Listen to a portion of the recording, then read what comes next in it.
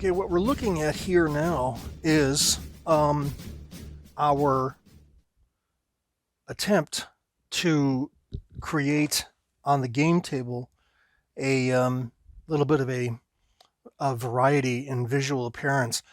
And as you know, when we started shooting these videos, we didn't have much out here in the way of decoration, but this is an example. These little tufts of green are, excuse me while I get my pointer.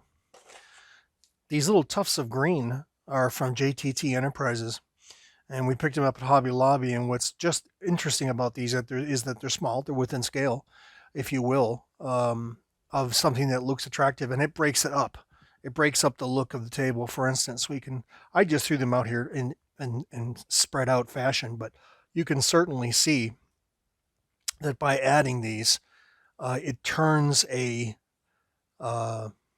area into a designation for marsh. For instance, without getting complicated, because we want to make sure we designate only those places that have a so-called wetland appearance. Let's be sure that we get them. Now here's the other issue. You can see that they can fall over. So what you could do is, after you've removed these from their cardboard backing that they're supplied with, you could just glue them onto a piece of cardboard so that they're easier to move around. You could put them in groups of 3 like this. Actually, if you wanted to put a unit, see, now here's an example. If you wanted to put a unit in there, let's use this African unit. It would be a little difficult. Doesn't quite fit on there if you were to show the unit there. And the reason why it's interesting to have these little pieces like this is so that if you wanted to, you could show that they are in fact in the marshed area, because the tuft is on the unit. But there's most of the time, no reason to do that. But you can see that if the unit takes up that much room, and they were to move into this, you needed to be able to have those things movable. To not have them, like if we were to glue them to larger pieces of cardboard, you wouldn't be able to put the unit in there with those pieces in the way. So it's good to have them just as they are. There's nothing wrong with that. Little tiny pieces you can put on the game table, and that way when the unit moves into the marshland, you can still represent it by putting a piece behind and in front to show that the unit has moved into that kind of terrain. Another way of doing this, of course, is to put some kind of a graphic symbol underneath the tuft of grass, so that this is a flat, designated marshy ground.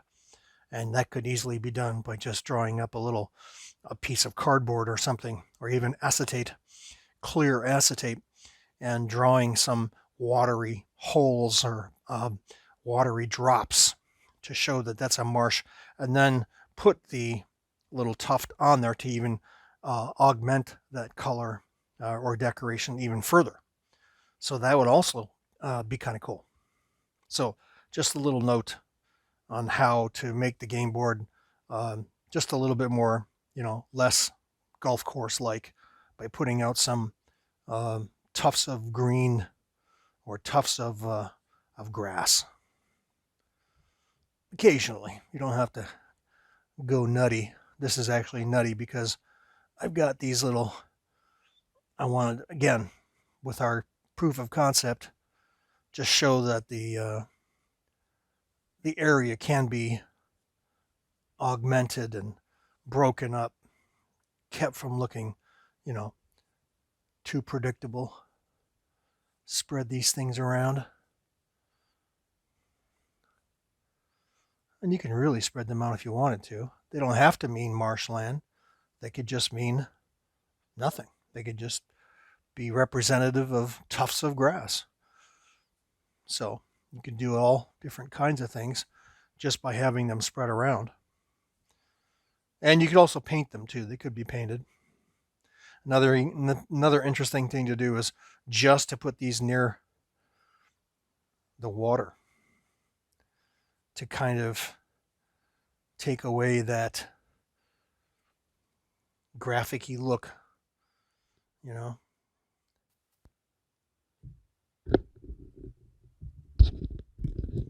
Okay, here is actually, as we were talking about making those marshlands, it just so happens that some time ago we had discovered this patterned green material at a fabric store. I'm cutting this up just to make it a little prettier for you to see. And we spray painted a grid onto this stuff, and it's actually pretty. It's almost camouflage, but by creating these little fabric hexagons, it does in fact represent or look as if it's some kind of textured terrain. And now we can put our little tuffs on there again, just to show a little bit different how it would look if it was in fact a marshy land. Okay, just like that. And these other ones, I'm showing these because what could also be done is that if you wanted to, you could put these hexagons underneath the water so that they look, or they give a different look to the hexagon that's underneath the river. So we'll take our river away and I'll show you what I mean. You can put the river down on top of these because they're fabric, and that provides just a little bit of a different look.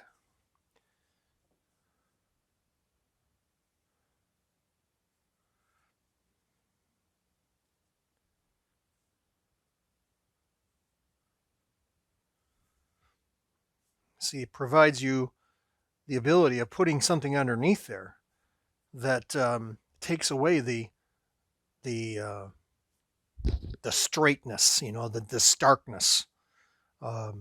Even though it is a hexagon shape, nothing says that it has to be a hexagon shape. You could cut a piece of fabric that's a little bit bigger than this river, the river foamies.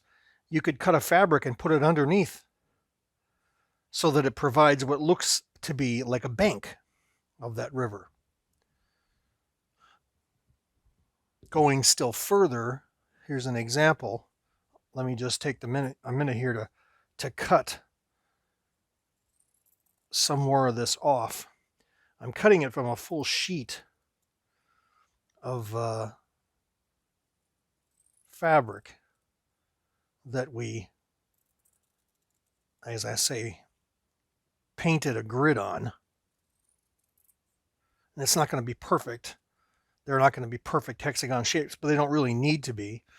Gives you an idea, you see, if I put this on here, how it could look. So let's lift up that and put it down again.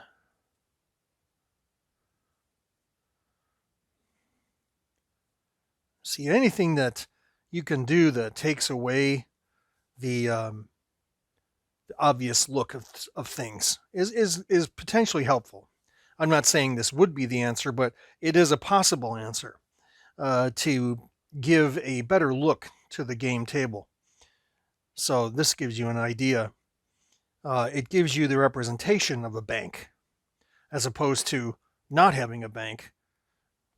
Whereas what you could also do, this is another thing we consider doing as well, you could actually take a marker, say a green marker or something, and just mark the edges.